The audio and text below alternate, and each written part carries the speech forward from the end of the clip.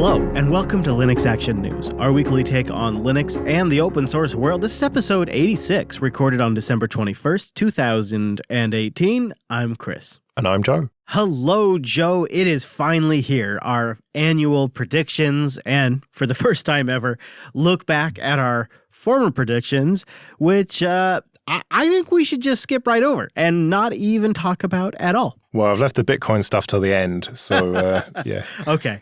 All right. Well, then I think I can get through some of this. Maybe we should start with your first quote-unquote prediction, which I don't think really came true.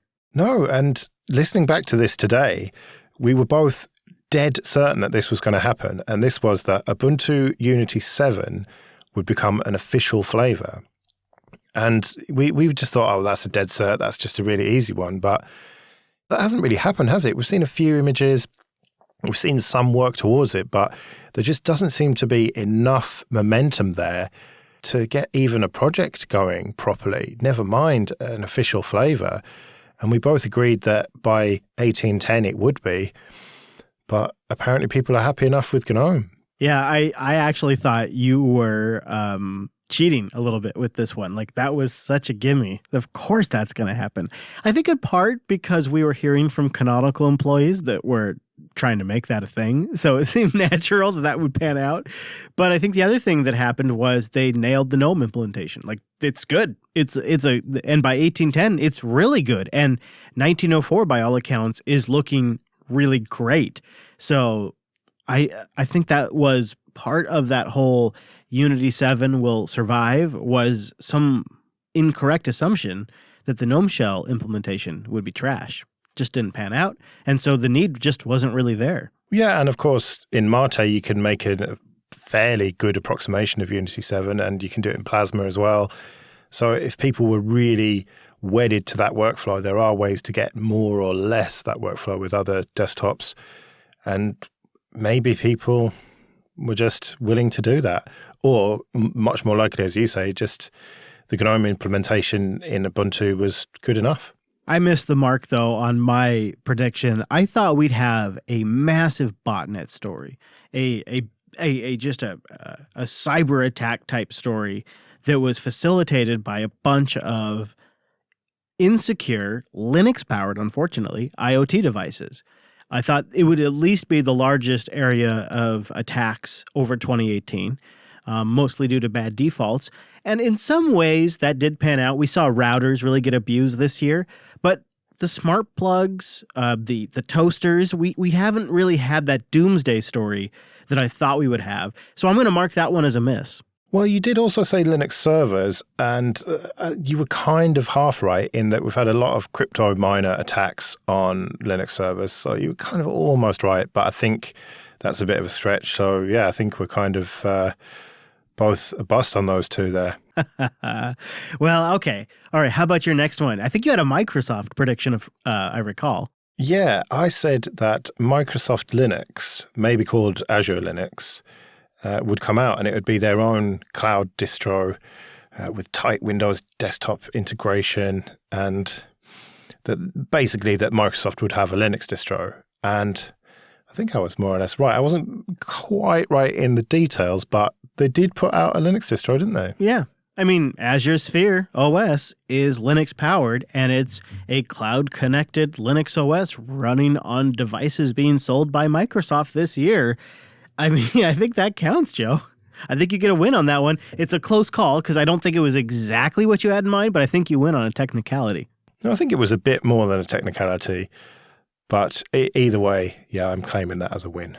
I'm happy to report that my next one was also mostly a miss. In some ways, what I was watching was a storm a-brewing.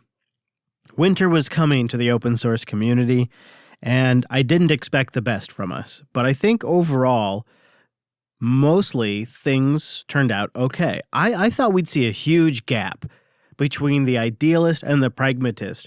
And I thought we'd see that really widen as you had people that were in that DevOps category or sysadmin category or web dev or whoever it is that is buying Sputnik laptops and buying these different machines, installing Linux on them and replicating production and development on their laptops. You know, that stereotypical person now that's driving the adoption of Linux. My big fear was that there would become sort of a battle between those that were involved in Linux for the freedom aspects and those that were involved in Linux for the work aspects. And I thought as the people that were just using it as a work tool grew, that gap would become more and more polarized. And that really didn't seem to happen. We do definitely see more and more pragmatists using Linux as just a day-to-day work tool. And we see more and more different implementations of Linux across commercial operating systems like Windows and Chrome. But thankfully, there hasn't been that big community battle playing out in all of the different aspects of online communication. Yeah, it's there. It's always been there. But it didn't turn into the all full-fledged holy war that I was expecting. I think the reason for that is that all the pragmatic stuff is additions to Linux. If you look at, for example, the NVIDIA driver, you don't have to install that.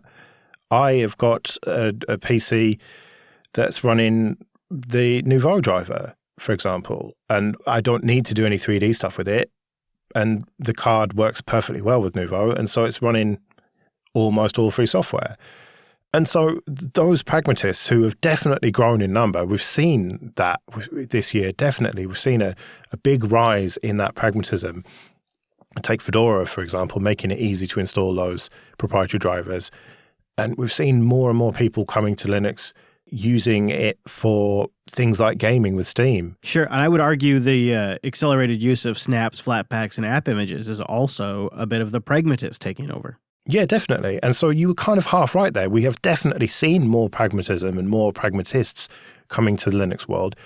But I think the people who are running Triskel or Debian with no proprietary stuff, they don't really care because that stuff still exists for them. And they just don't have these proprietary additions on top of it. Yeah, fair enough. Their territory didn't go away. It's just, like you said, all been in addition. We've just made room for everybody. Yeah, I think that it's ultimately better. I think that the free stuff does benefit from the pragmatists coming along because it's no good having the NVIDIA driver be really, really great if the rest of Wayland and whatever doesn't work very well. And so that kind of feeds into the free software development, makes that better, and then the purists and the free software people benefit as a result. So maybe that's also why there's not been this big backlash. Well, before we own up on the Bitcoin stuff, do you want to lay down a few 2019 predictions? Okay, my first one. Now, you have to bear in mind that people have been saying this for many years now. And I've been saying, no, it's not going to happen. And it hasn't happened so far. But I'm convinced that this year it will happen. And that is that Microsoft will buy at least a significant percentage share in Canonical. It just seems inevitable to me that I don't think they will kind of buy them outright. And we might not even hear about it because it is a private company. But I think they'd struggle to keep it quiet. And Shuttleworth said he was looking for investors before the IPO. And so I think that Microsoft is going to pony up and put some money into Canonical this year, a significant amount of money. So if you've been saying this isn't going to happen for years now, what is it about now that's changed your mind? Is it the IBM Red Hat sale? I think that has definitely played into it. And of course, SUSE was acquired this year. Yeah, and last year and the year before. Yeah. But it goes to show there is a market for these companies. And I think really what has changed my mind here is that Shuttleworth has cleaned house over the last sort of 18 months and made Ubuntu and Canonical a profitable, leaner operation that is growing and making some money and innovating and is actually quite an attractive proposition now for someone to buy. Whereas before, they had the phone stuff that was going nowhere in Unity 8, whereas now it's much more streamlined and it just seems much more valuable. Yeah, and with the Red Hat acquisition from IBM, there's less opportunity for Microsoft, and so they need to strike while there's still opportunity. And we know that this year, Azure crossed the 60% line for Linux. That's a massive number for Microsoft, and they seem to be willing to do whatever it takes to keep more people getting into Azure. I gotta imagine they're looking at this at least. Maybe it won't happen, but I think that's a pretty solid prediction. And I like the hedge that you've made this year, and that is it's at least a percentage, which, because this is you're gonna be right if they just invest, and you're gonna be right if they buy them. So that's a safe one. Well, I said a significant percentage. I'm not talking 5% here. I'm talking at least 20, 25. All right. Well, I've got one that I feel like is going to be a pain point for Linux users this year, especially for those in the iOS ecosystem that have an iPhone or an iPad and have a Linux box. I'm pretty positive that Apple will indeed launch a video streaming service, original content, much like Netflix does, that's not going to work with Linux at all. And Linux users will be completely left out as if it was 1997 all over again. And the richest company, or at least the richest tech company in the world, continues to underdeliver for us Linux users. You have got some front, my friend, to say this. This is so obviously going to happen that I couldn't possibly have put it in. Apple are definitely going to launch a video streaming service. No, I think people listening to this show will be like, what? A Netflix competing streaming service? These guys are crazy. I don't think it's a foregone conclusion. Not until Uncle Tim's up on stage, Joe. Come on. We've read how many stories this year that they're working on it and how they're not going to have any swearing or nudity and it's going to struggle to compete. It's already struggling to compete before it's launched. I love it. Yeah. And the idea that this would possibly be available on Linux, I mean, well, okay, maybe via the browser, but you would imagine, I mean, you can't even watch the Apple launches on Linux, can you, in the browser?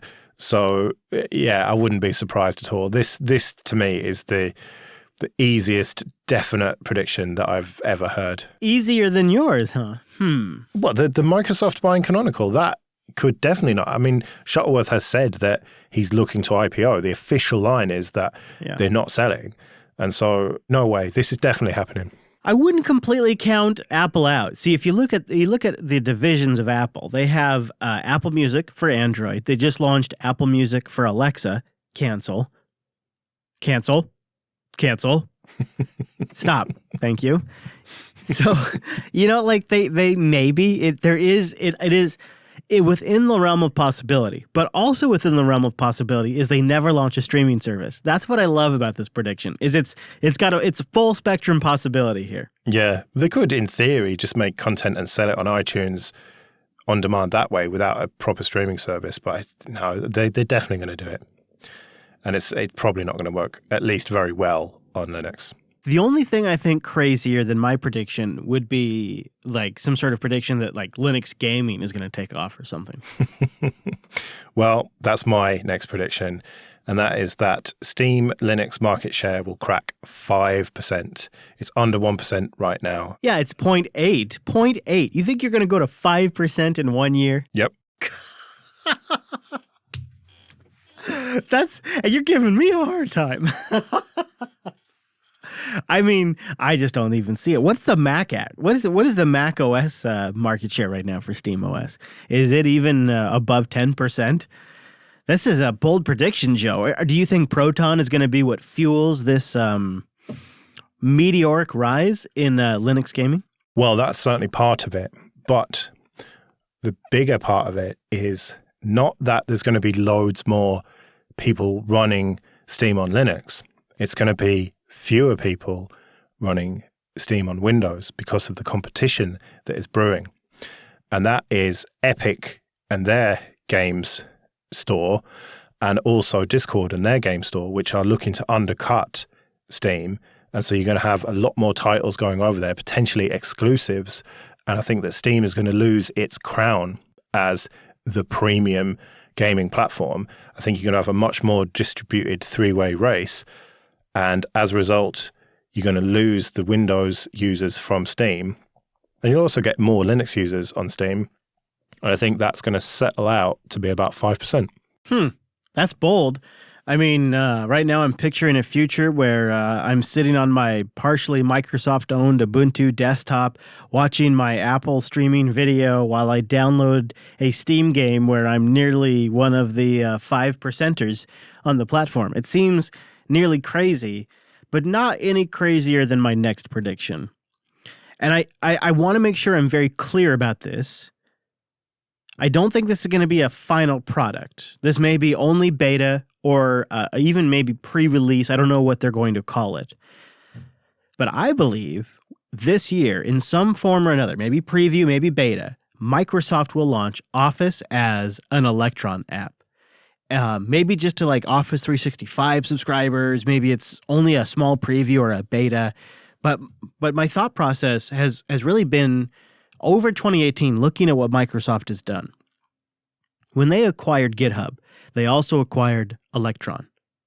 When they announced the transition from Edge HTML to Chromium, they also announced making Windows a really, really first-class Electron platform. And they own Electron, and they can make contributions to Chromium. They have the potential to build something really significant. And if you look at some of their more recent products, like the new version of Skype and other things, VS Code, etc., they're Electron-based. I think we could see a truly cross-platform Office 365 desktop-style application. Something along this line. Maybe it's just Word, but it's an Office-style application that is released as an Electron app by Microsoft. Maybe it's preview in 2019. I can't disagree with any of that. That seems very likely to me. I think that we'll even get to a point where we've got a snap of it as well. I think it'll run across basically all Linux distributions, or at least most of them.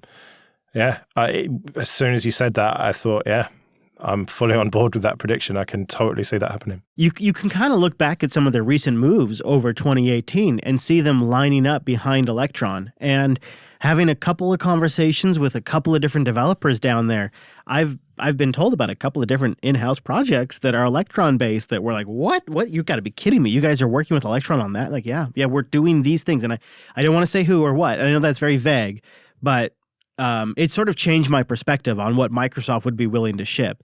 And when we look at like Skype and VS Code, I think we see those things individually, and we don't really take into account that they're essentially Electron applications. And we don't appreciate how sometimes companies can test the waters and trial balloon things with some products before they move their most treasured product to a new platform. And I suspect, based on the conversations I've had, that that's what Microsoft's been doing for the last couple of years. And this final drop of Internet Explorer and Edge, which is a 20-year legacy, and a move over to Chromium is such a significant change that the only thing that would make them truly willing to drop that 20-year heritage and make it a new shift like that would be to serve a bigger goal long term, like making Windows one of the best platforms to run desktop Electron applications, which to us probably sounds horrible, but to the business world is absolutely necessary. Yeah. And just because they'll be the best experience on Windows doesn't mean that they won't work on the other platforms. Yeah. So we should hopefully benefit. I hope so. Well, if running Office can be considered a benefit. Yeah, and Electron applications. At least we have them. Yeah. Right. Well, you can't filibuster this anymore. We have to get into Bitcoin. All right. So we had our predicted highs, lows, and the price on the 1st of December 2018. It's worth mentioning that when we recorded this, it was before the crash, basically. We recorded a bit earlier than we are this time, didn't we? And it was riding high. It was nearly at 20,000. And so we got a bit carried away, is the bottom line. Yeah, it wouldn't even be a topic of discussion this year. It's not, like the hype on Bitcoin is just totally dead now.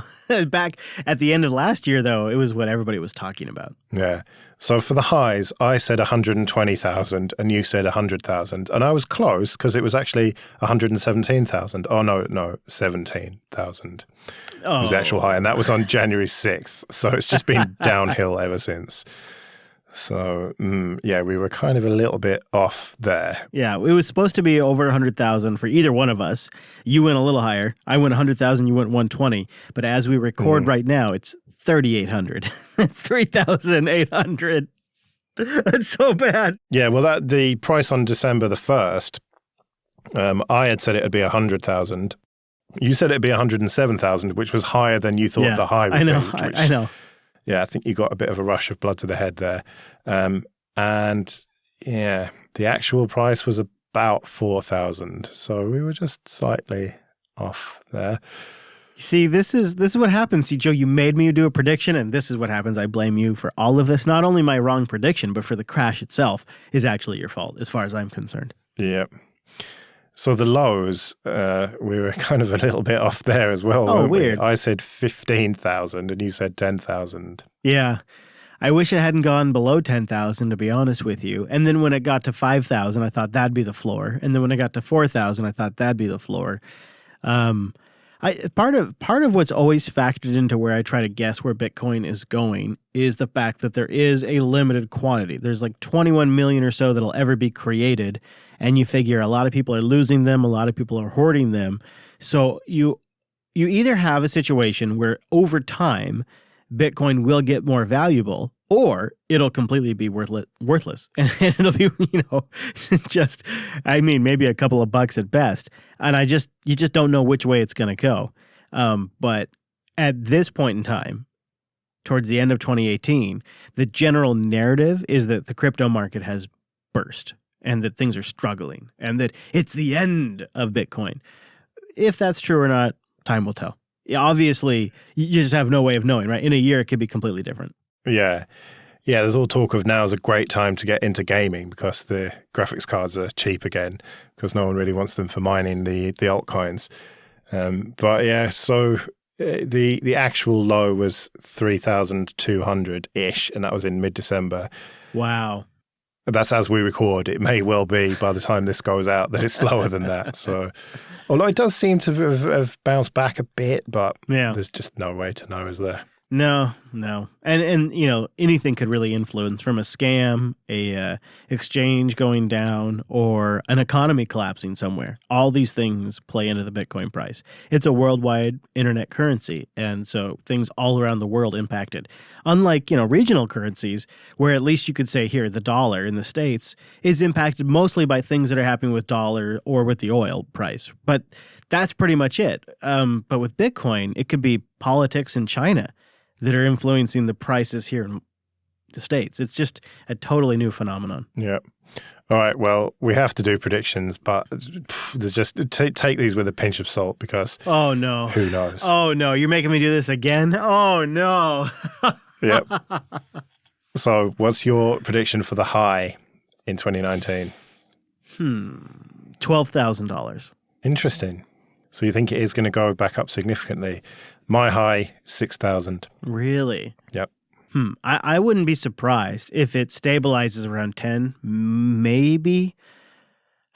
I could also see it completely collapsing, though, to be honest with you. In even just a few months, I could see that happening. So it's a tough call, really. Well, that's why I think the low is going to be 900. All right. Okay. All right. All right. So I'd say $300 for my low. Right. So you think it's going to be a huge range then? That is a massacre if that happens, though. That's an absolute massacre if that happens. Yeah. I can't help but feel if it goes as low as 300, although actually if it goes below 1,000, then surely the bottom will just fall out of it and it'll just go to nothing and it'll just be proved to be the Ponzi scheme that everyone said it was. Or would everybody start buying like crazy? Because now it's below $1,000, so buy up like crazy because there's only ever going to be 21 million. The people just, you never know how they're going to react to that kind of thing. Yeah. All right. Well, December 1st then, where do you think it's going to be? I'm going to say $9,200. Right. That's pretty high. I think it's going to be 2,000. Yeah. I feel like I went too high, but I feel like it's either going to be high or it's going to be completely low. And if it's going to be high, it's probably going to be higher than what I predicted. So I don't think I like my number either way. Well, my numbers, let me justify my numbers to you. Okay. I think that what we're going to see is a bit of a rally now up to 6,000 over the next month or so. I can feel that coming, yeah. But then I think we're going to see a crash down to 900. And then I think it's going to struggle and it'll sort of inch its way up slowly. And then by the end of the year, be around 2,000. Yeah. The only way my predictions work out is if it finds a new floor and then it just very slowly builds its way up towards 10,000. And I think if that doesn't happen, if that stability doesn't happen, then Bitcoin's pretty much screwed. as anything but just a transfer mechanism. You know what I mean? Like, you can't use it as a currency if it's moving this much. By this point in its life cycle, it needs to start stabilizing out. And that might be what we're seeing because it has been, hanging out in the 3,000 price range now for a while. And it could slowly build up to 10,000 and just take the whole year to get there. And I think that would actually be a healthy signal for Bitcoin that it's slowing down. But I think it's the least likely. I think you're probably going to win that one. Watch it end up being 200,000. Well, if it is, we'll own up to it. I mean, now we got to admit it. We're on the record. Yeah. We'll see what happens. This year couldn't have gone any worse, so let's see. Check out linuxactionnews.com/subscribe for all the ways to get future episodes, including our regular weekly updates, as well as our special episodes. And go to linuxactionnews.com/contact for ways to get in touch with us and tell us how wrong we are about our predictions. Or your own predictions, too. I'd like to read those. And we'll be back next Monday with our weekly take on the latest Linux and open source news. I am at Chris LAS. I'm at Joe Ressington. Thank you for joining us. See you next week. See you later.